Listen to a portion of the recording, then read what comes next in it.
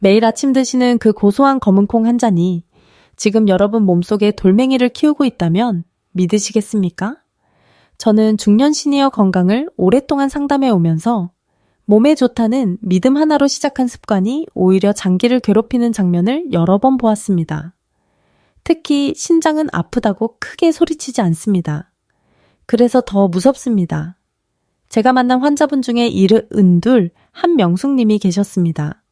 동네에서 아주 유명한 자연주의자셨어요. 병원 약은 화학 물질이라며 독처럼 멀리 하시고 오로지 자연에서 나는 식품으로만 몸을 고치겠다는 고집이 대단하셨죠. 나이가 들면서 머리카락이 한 움큼씩 빠지는 게 너무 속상하다며 1년 전부터 매일 아침 검은 콩을 정성껏 챙겨 드셨습니다.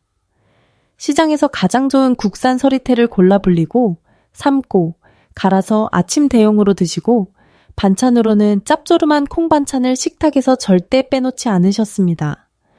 가족들이 질린다고 해도 몸에 좋은 건 억지로라도 먹어야 한다고 권하실 정도였어요.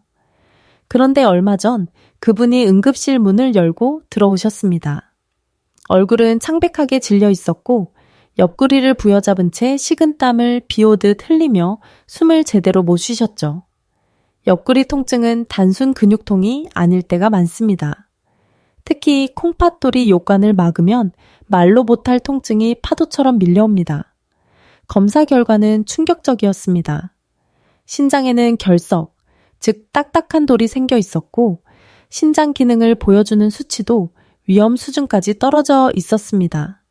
한명숙님은 결과를 듣자마자 제 손을 붙잡고 억울해하셨습니다. 술도 안 마시고 담배도 안 피우고 남들은 귀찮아서 안 먹는다는 그 좋은 검은 콩을 1년 내내 먹었는데 도대체 왜 제 신장이 망가졌나요? 여러분이라면 어떻게 생각하시겠어요? 정말 검은 콩이 문제였을까요? 아닙니다. 검은 콩은 죄가 없습니다. 오히려 검은 콩은 신이 내린 선물이라고 불릴 만큼 영양이 풍부한 식품입니다. 검은 콩 껍질에 들어있는 안토시아닌은 혈관과 신경을 산화도로부터 지켜주고 시스테인은 모발과 손톱 건강에 도움을 주며 이소플라본은 중년 이후 호르몬 균형과 뼈 건강을 지탱해줍니다. 실제로 서양의 영양학 연구에서도 콩류는 심혈관 질환과 대사 질환의 위험을 낮추는 식품으로 꾸준히 언급됩니다. 하지만 여기에는 아주 치명적인 함정이 숨어 있습니다.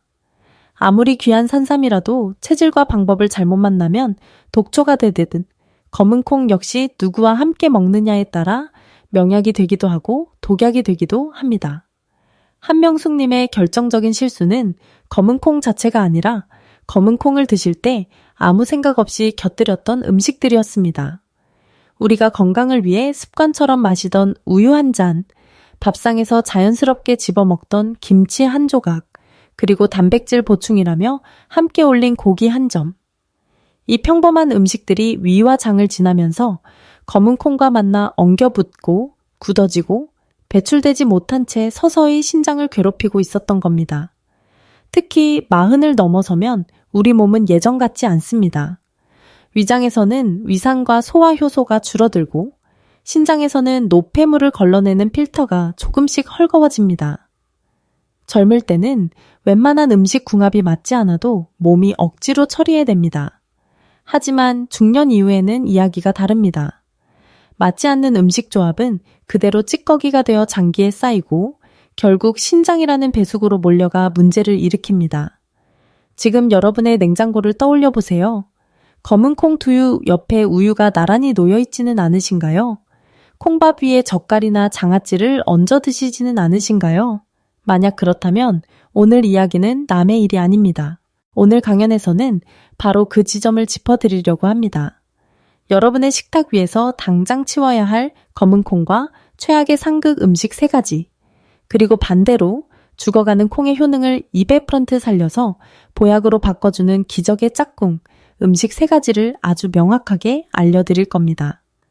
이걸 왜 이제 알았을까? 라는 말이 절로 나오실지도 모릅니다. 혹시 지금 마음이 뜨끔하신 분들 계신가요? 내가 그동안 잘못 먹고 있었구나 하는 불안이 스친다면 저는 오히려 그 반응이 참 다행이라고 생각합니다. 문제는 모르고 계속 드시는 것입니다. 알고 나면 고칠 수 있고 고치면 몸은 생각보다 빠르게 반응합니다. 저는 진료실에서 그 변화를 수없이 확인해 왔습니다. 오늘 이 영상을 끝까지 보신다면 여러분은 단순히 검은콩 먹는 법 하나를 배우는 게 아닙니다. 앞으로 10년, 20년을 더 편안하게 살 수 있는 중년 이후 식탁의 기준을 얻게 되실 겁니다. 신장은 한번 크게 상하면 되돌리기 어렵지만 부담을 줄여주면 놀라울 만큼 조용히 회복을 시작하는 장기이기도 합니다. 본격적인 이야기에 들어가기 전에 오늘 내용이 조금이라도 기대되신다면 좋아요 버튼을 한번 눌러주세요. 그리고 댓글에 기대 2글자만 남겨주셔도 좋습니다. 여러분의 작은 관심이 제가 더 정확하고 더 도움이 되는 의학 정보를 전하는데 큰 힘이 됩니다. 자, 이제부터 시작하겠습니다. 우리 몸속에서 시멘트처럼 굳어지며 신장을 병들게 하는 최악의 음식 궁합, 그 첫 번째 범인을 지금 바로 지목하겠습니다. 바로 우유입니다. 지금 이 순간 고개를 갸웃거리시는 분들 분명히 계실 거예요. 선생님, 아침에 바쁜데 검은 콩가루 한 숟가락 퍼서 우유에 타 마시면 얼마나 간편하고 고소한데요. 심지어 카페에 가도 블랙푸드 라떼라며 건강 메뉴로 당당히 팔리고 있지 않습니까? 맛도 좋고 이미지도 건강해 보이니 의심할 이유가 없어 보입니다.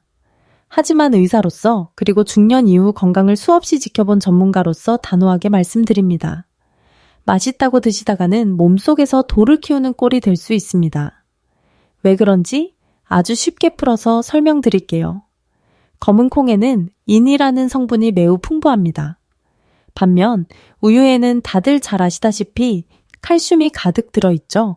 이 둘은 각각 따로 먹을 때는 훌륭한 영양소입니다. 문제는 이 두 성분이 위장 안에서 동시에 만날 때입니다.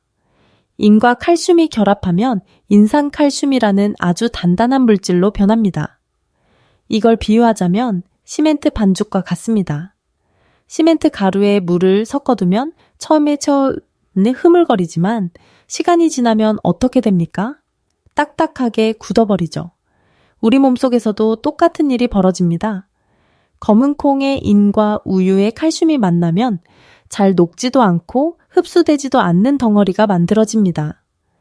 이 덩어리들은 결국 어디로 갈까요? 몸의 배수구 역할을 하는 신장으로 흘러가 차곡차곡 쌓이게 됩니다. 그리고 그것이 바로 신장 결석, 즉 몸속에 돌이 되는 겁니다. 한명숙님의 경우도 정확히 이 습관이 문제였습니다. 뼈 건강 챙긴다고 우유를 드시고 탈모가 걱정돼 검은 콩을 드셨지만 두 가지를 함께 섞어 드시는 바람에 뼈로 가야 할 칼슘은 제대로 흡수되지 못하고 콩의 영양은 쓰이지 못한 채 돌덩이만 만들어냈던 것이죠. 특히 40을 넘기신 분들은 이 조합을 더 조심하셔야 합니다. 우리 위장은 젊을 때처럼 강철이 아닙니다. 나이가 들수록 위산 분비는 눈에 띄게 줄어들고 단백질을 분해하는 소화효소인 펩신의 양도 감소합니다. 젊은 분들은 가끔 궁합이 맞지 않는 음식을 섞어 먹어도 위장이 억지로라도 처리해냅니다. 하지만 중년 이후에는 그렇지 않습니다. 분해되지 못한 인산칼슘 덩어리는 그대로 남아 가스를 만들고 더부룩함을 남기고 결국 신장의 부담을 전가합니다. 그래서 검은콩 라떼를 마신 뒤 유독 배에 가스가 차고 속이 꽉 막힌 듯 답답했던 경험을 하신 분들이 많습니다. 이건 우유가 체질에 안 맞아서 결죄가 아니라 뱃속에서 소화되지 못한 찌꺼기들이 부패하고 있다는 신호일 수 있습니다. 몸은 이미 경고를 보내고 있었던 겁니다. 자, 그럼 여기서 질문 하나 드리겠습니다.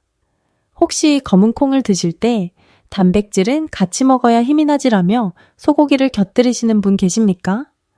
콩밥에 소고기 반찬, 듣기만 해도 든든해 보이죠? 실제로 진료실에서 식단 일기를 받아보면 이 조합을 아주 자랑스럽게 적어오시는 분들이 정말 많습니다. 하지만 안타깝게도 이 조합은 밑 빠진 독에 물 붓기와 다르지 않습니다. 겉으로는 영양을 챙긴 것 같지만 정작 몸에는 남는 게 거의 없습니다. 왜 그런지 이해하기 쉽게 비유해 보겠습니다. 여러분이 아주 비싸고 귀한 보석을 하나 샀다고 상상해 보세요. 그런데 집에 들어오기도 전에 누군가 그 보석을 낚아채 강물에 던져버린다면 얼마나 허망하겠습니까? 여기서 그 보석은 소고기에 들어있는 귀한 철분이고 그 도둑이 바로 검은콩 껍질에 많은 피트산이라는 성분입니다. 이제부터 그 무서운 궁합의 정체를 조금 더 깊이 들여다보겠습니다. 검은콩의 껍질에는 피트산이라는 성분이 많이 들어있습니다. 이 성분은 항산화 측면에서는 장점이 있지만 미네랄 흡수 앞에서는 아주 까다로운 성격을 가집니다. 특히 철분과 아연을 만나면 마치 자석처럼 달라붙어 버립니다. 소고기에는 햄철이라고 불리는 아주 질 좋은 철분이 풍부합니다. 혈액을 만들고 어지럼증을 막아주며 중년 이후 체력을 지탱해주는 귀한 성분이죠. 그런데 검은콩과 함께 먹는 순간 피트산이 그 철분을 꽁꽁 묶어버려 우리 몸이 흡수하지 못하게 합니다. 결과는 어떨까요? 비싼 돈 주고 소고기를 드셨는데 철분은 흡수되지 못한 채 그대로 밖으로 빠져나가 버립니다. 영양은 얻지 못하고 소화 과정에서 생긴 찌꺼기만 남아 신장이 처리해야 할 부담만 늘어나는 셈입니다. 특히 갱년기 이후 여성분들은 철분이 부족해 조금만 움직여도 숨이 차고 계단을 오를 때 다리가 후들거리는 경우가 많습니다. 그래서 일부러 고기를 챙겨 드시는데 콩밥과 함께 드시면 오히려 그 노력이 헛수고가 될 수 있습니다. 더 큰 문제는 단백질 과잉입니다. 검은 콩도 단백질이 풍부하고 소고기도 단백질 덩어리입니다. 이 둘을 한 끼에 함께 먹으면 몸은 처리해야 할 질소 노폐물을 한꺼번에 떠안게 됩니다. 그 부담은 고스란히 신장으로 향합니다. 저는 환자분들께 종종 이렇게 말씀드립니다. 신장이 하루 종일 야근을 하고 있다고요? 쉬어야 할 장기가 쉬지 못하면 결국 고장이 납니다.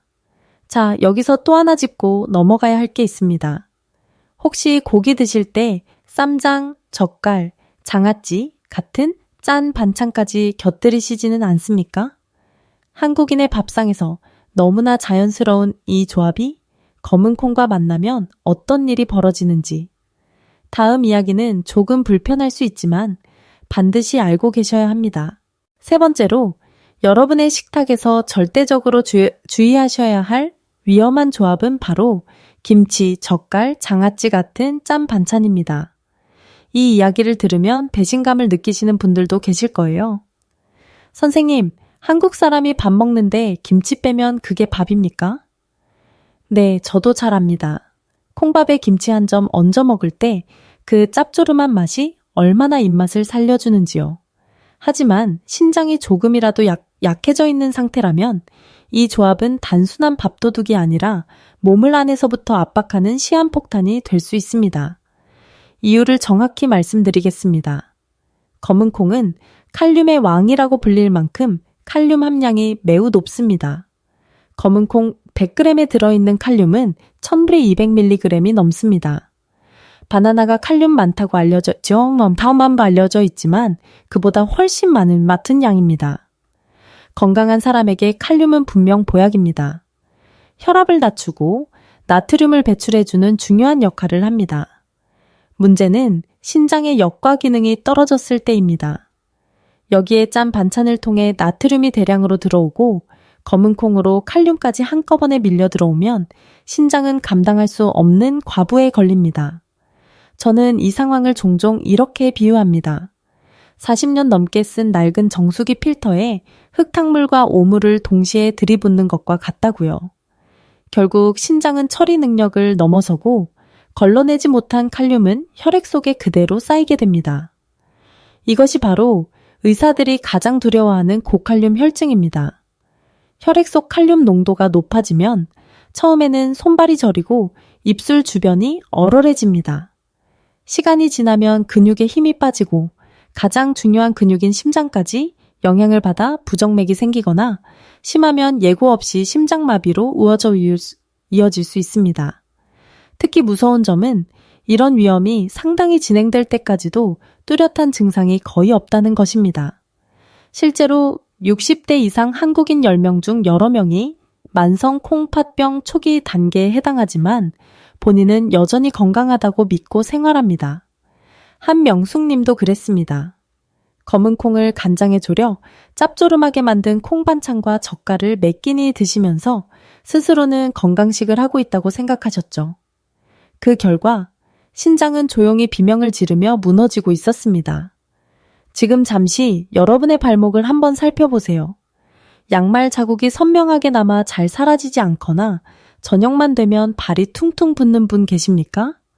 그렇다면 검은 콩과 짠 음식을 함께 드시는 습관을 지금 당장 멈추셔야 합니다. 그건 이미 신장이 살려달라고 보내는 구조 신호일 수 있습니다. 여기까지 들으시고 나면 마음이 답답해지실 수도 있습니다. 우유도 안 되고 소고기도 안 되고 김치도 안 되면 도대체 검은 콩을 무슨 맛으로 먹으라는 거냐 하고 화가 나실지도 모르겠습니다. 충분히 그럴 수 있습니다. 하지만 걱정하지 마세요. 의사인 제가 안 되는 것만 잔뜩 늘어놓고 끝낼 생각은 전혀 없습니다. 지금부터가 진짜 중요한 이야기입니다. 검은 콩은 분명 훌륭한 식품입니다. 문제는 잘못된 궁합 때문에 그 장점이 가려졌을 뿐입니다. 방향만 조금 바꿔주면 검은 콩은 다시 여러분의 편이 됩니다. 저는 이것을 종종 식탁 위의 심폐소생술이라고 부릅니다. 죽어가던 효능을 다시 살려내고 동시에 신장까지 보호하는 방법이 분명히 존재합니다. 그리고 그 방법은 결코 어렵지도 비싸지도 않습니다. 지금부터 알려드릴 기적의 짝꿍 음식 3가지는 약처럼 특별한 게 아닙니다. 대부분 여러분의 집 냉장고 안에 이미 들어있을 가능성이 큽니다. 다만 그동안 같이 먹어도 되는지에 대해 아무도 제대로 알려주지 않았을 뿐입니다. 이 조합대로 드시면 검은 콩이 가진 단백질과 항산화 성분은 온전히 흡수되고 신장은 쓸데없는 야근에서 벗어나 한결 편안해집니다. 실제로 이 방법을 적용한 분들의 혈액 수치와 컨디션이 어떻게 달라졌는지 저는 수없이 확인해 왔습니다. 오늘 내용이 여기까지 도움이 되고 계시다면 좋아요 버튼을 한번 눌러주시고 댓글에 건강 2글자만 남겨주세요. 여러분의 반응 하나하나가 제가 다음 이야기를 더 정성스럽게 전하는 힘이 됩니다. 자, 이제 분위기를 조금 바꿔볼까요? 검은 콩의 영혼의 단짝, 첫 번째 기적의 짝꿍을 지금부터 공개하겠습니다.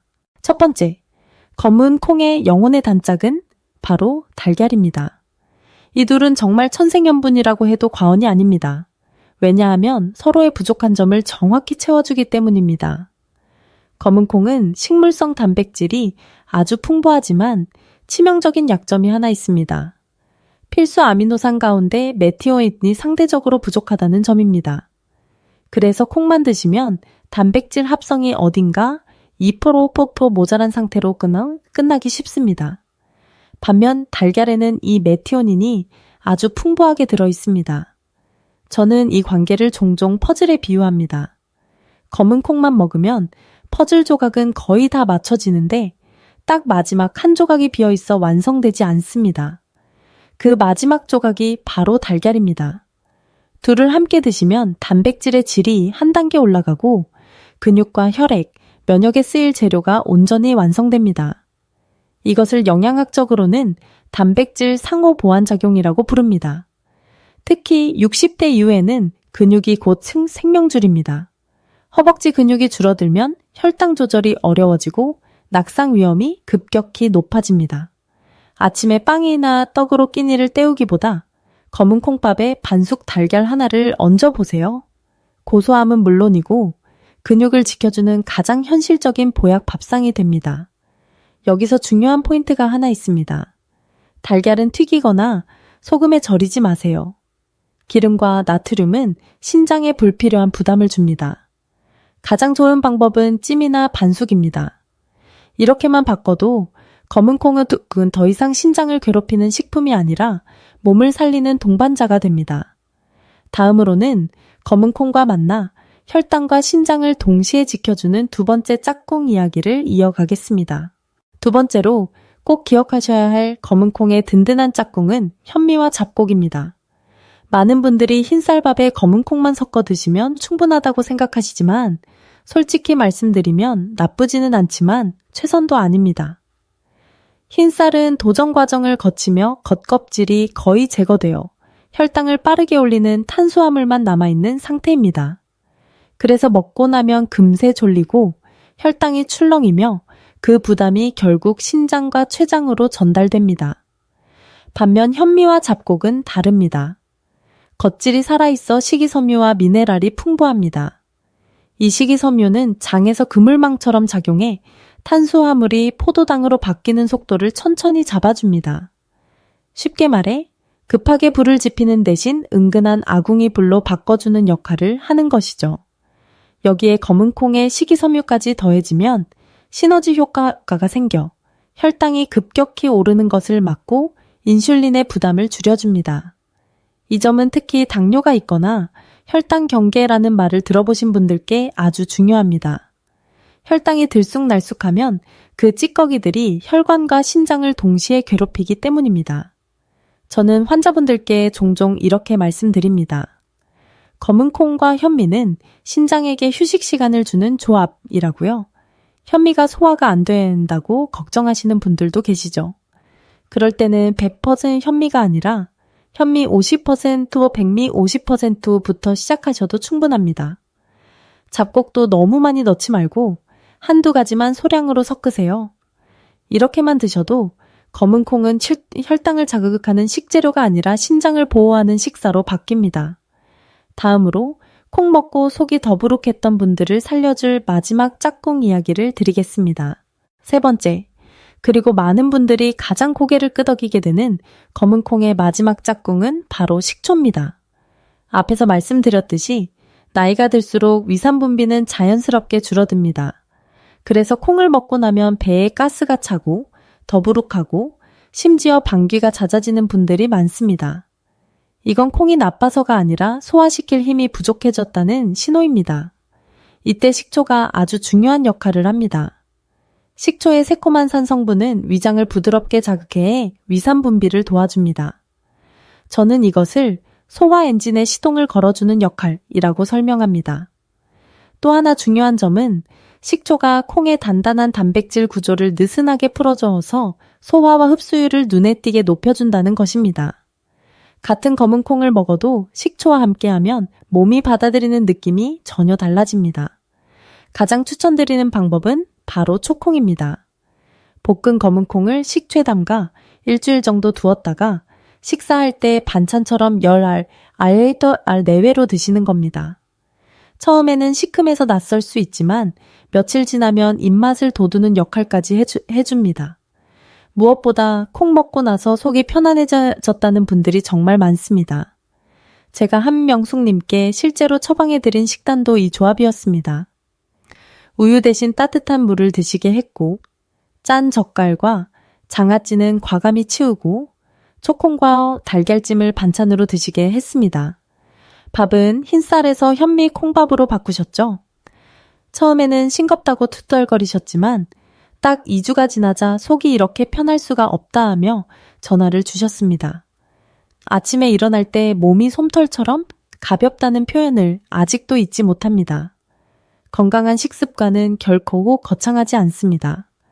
비싼 영양제를 찾아 헤매는 것보다 매일 먹는 밥상에서 나쁜 궁합을 빼고 좋은 궁합을 더하는 것, 그것이 진짜 치료입니다. 이제 마지막 이야기만 남겨두고 있습니다. 오늘 배운 내용을 잊지 않도록 딱 3가지만 머릿속에 심어드리고 한명숙님의 6개월 뒤 놀라운 결과도 공개하겠습니다. 끝까지 함께 해주세요. 이제 오늘 이야기의 마지막 장으로 들어가겠습니다. 먼저 오늘 배운 내용을 딱 3가지만 머릿속에 남겨두시면 됩니다. 복잡할 필요 없습니다. 이 3가지만 기억하셔도 검은 콩은 더 이상 신장을 괴롭히는 음식이 아니라 여러분 편이 됩니다. 첫째, 검은 콩을 드실 때는 우유 소고기 짠 반찬을 멀리 하십시오. 우유와 만나면 몸속에서 돌이 만들어질 수 있고 소고기와 만나면 귀한 영양소가 흡수되지 못한 채 빠져나가며 짠 반찬과 만나면 신장이 과부에 걸립니다. 이 3가지는 검은 콩과 상극이라는 사실을 꼭 기억하셔야 합니다. 둘째, 검은 콩의 최고의 짝꿍은 달걀, 현미, 잡곡, 식초입니다. 달걀로 부족한 단백질을 채우고 현미로 혈당의 급격한 출렁임을 막아 신장을 쉬게 하며 식초로 소화와 흡수를 도와 콩의 영양을 끝까지 살려주십시오. 이 조합은 특별한 보약이 아니라 집에 있는 재료로 만들 수 있는 가장 현실적인 처방입니다. 셋째, 내 몸의 신호를 절대 무시하지 마십시오. 아무리 몸에 좋다는 슈퍼푸드라도 먹고 나서 속이 더부룩하고 가스가 차고 몸이 붓는다면 그건 내 몸에 맞지 않거나 먹는 방법이 틀렸다는 경고입니다. 남들이 좋다고 해서 무작정 따라 하지 말고 오늘 알려드린 원칙에 맞게 조절하셔야 합니다. 그럼 한명숙님의 6개월 뒤 이야기를 들려드릴게요. 식단을 바꾸고 반년 만에 다시 병원을 찾으셨을 때 저는 문이 열리는 순간 바로 알아봤습니다.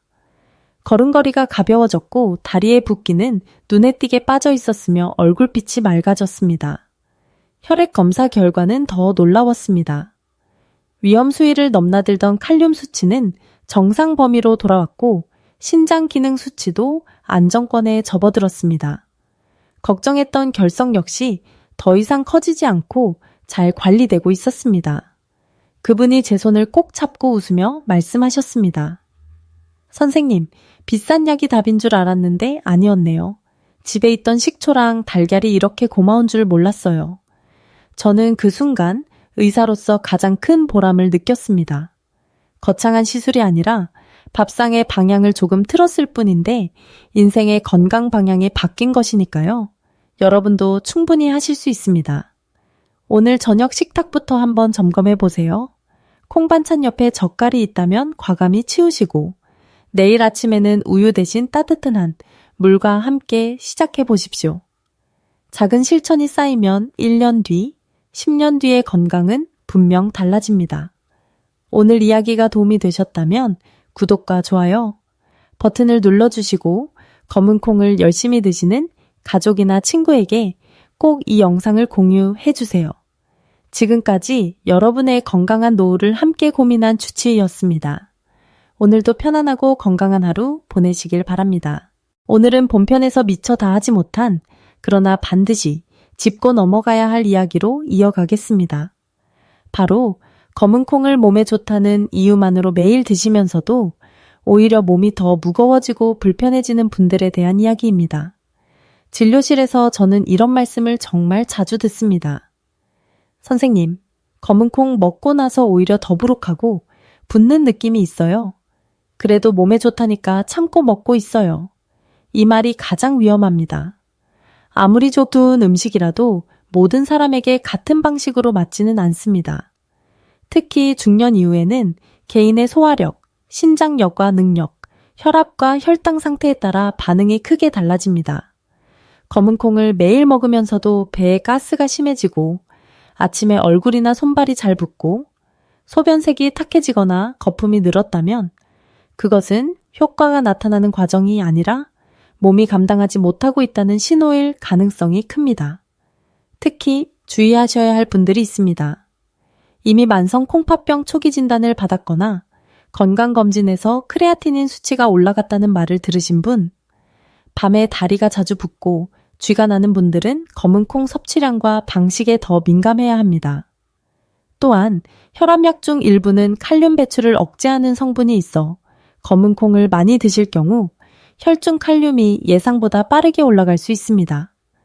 이 경우 가슴 두근거림이나 이유 없는 피로로 나타나기도 합니다. 제가 꼭 드리고 싶은 말씀은 이것입니다. 건강식은 참고 먹는 음식이 아닙니다. 먹고 나서 몸이 편안해지고 잠이 잘 오고 다음날 컨디션이 가벼워져야 합니다. 그렇지 않다면 양을 줄이거나 횟수를 조절하거나 오늘 알려드린 짝꿍 원칙을 다시 점검하셔야 합니다. 다음 파트에서는 검은 콩을 꼭 먹고 싶다면 하루에 얼마가 적당한지, 언제 먹는 것이 가장 안전한지를 아주 구체적으로 정리해 드리겠습니다. 검은 콩을 꼭 드시고 싶다면 양과 시간을 정확히 지키는 것이 무엇보다 중요합니다. 많은 분들이 몸에 좋다니까 많이 먹을수록 좋겠지라고 생각하시지만 중년 이후에는 이 생각이 오히려 건강을 해칠 수 있습니다. 제가 진료실에서 권해드리는 하루 적정량은 생각보다 많지 않습니다. 마른 검은 콩 기준으로 하루 1숟가락 반에서 2숟가락, 삶은 콩으로는 밥숟가락으로 2숟가락 정도가 적당합니다. 두유로 드신다면 소주잔 1컵 분량을 넘기지 마십시오. 이 정도면 영양을 얻기에는 충분하고 신장에 부담을 주지 않는 선입니다. 그리고 먹는 시간도 중요합니다. 검은 콩은 아침이나 점심처럼 몸의 대사와 소화가 활발한 시간대에 드시는 것이 가장 안전합니다. 특히 아침에 드실 경우에는 공복에 단독으로 드시기보다 따뜻한 물을 1컵 먼저 마신 뒤 식사와 함께 소량을 드세요. 밤에 검은 콩을 드시는 습관은 피하셔야 합니다. 밤에는 신장도 쉬어야 하는데 이때 단백질과 칼륨이 들어오면 배출이 지연되어 다음날 붓기와 피로로 이어지기 쉽습니다. 조리 방법 역시 결과를 크게 좌우합니다. 콩을 너무 곱게 갈아 마시는 습관은 중년 이후에는 추천하지 않습니다. 씹는 과정이 사라지면 포만감 조절이 어려워지고 한 번에 많은 양을 섭취하게 되기 때문입니다. 가능하다면 콩밥이나 반찬처럼 씹어서 드시는 형태가 좋습니다. 초콩을 드실 때도 욕심내지 말고 10알 내외로 제한하십시오. 마지막으로 검은 콩을 먹는 날에는 물 섭취를 평소보다 조금 더 늘리세요. 충분한 수분은 신장이 노폐물을 배출하는데 큰 도움이 됩니다. 다만 한 번에 많이 마시기보다 하루 종일 나누어 드시는 것이 좋습니다. 다음 파트에서는 이런 증상이 있다면 검은 콩을 잠시 멈춰야 한다는 중요한 경고 신호들을 정리해 드리겠습니다. 이제 꼭 짚고 넘어가야 할 경고 신호에 대해 말씀드리겠습니다. 검은 콩을 드시다가 아래와 같은 변화가 나타난다면 몸이 좋아지는 과정이겠지 하고 넘기지 마십시오. 그건 오히려 몸이 한계에 가까워졌다는 신호일 수 있습니다. 첫 번째 신호는 아침 붓기입니다. 특히 얼굴, 눈두덩이, 손가락이 아침마다 뻣뻣하고 반지가 잘 빠지지 않는다면 밤사이 신장이 수분과 노폐물을 제대로 처리하지 못했다는 뜻입니다. 검은 콩 자체보다 검은 콩에 들어있는 단백질과 칼륨을 배출할 여력이 떨어졌다는 신호일 수 있습니다. 두 번째는 소변의 변화입니다. 소변색이 탁해지거나 평소보다 거품이 오래 남고 냄새가 강해졌다면 신장 여과 기능이 부담을 느끼고 있다는 경고입니다. 특히 거품이 쉽게 사라지지 않는 경우에는 단백질이 새고 있을 가능성도 배제할 수 없습니다.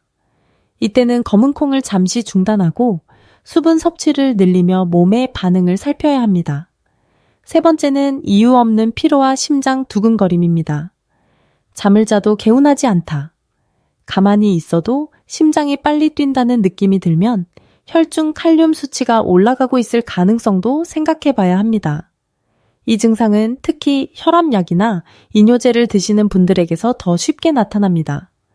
이런 신호가 하나라도 겹친다면 검은 콩을 계속 밀어붙이는 건 결코 지혜로운 선택이 아닙니다.